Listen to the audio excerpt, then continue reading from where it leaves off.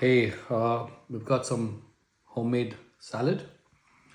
Now, this contains sweet corn, it's got chickpeas, and then I've also added radish, some Indian onions, and also green apple, a few pieces of green apple, and then a little bit of spices like salt, chili powder, depending on the spice level you want. You can also add green chilies if you want, and there's some coriander, and also added a little bit of Indian savories. Yeah, so you can get this in any Indian store.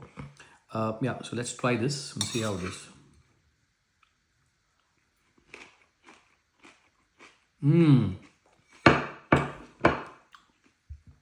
It's spicy, tangy, and healthy as well. So why don't you try this and see how it goes?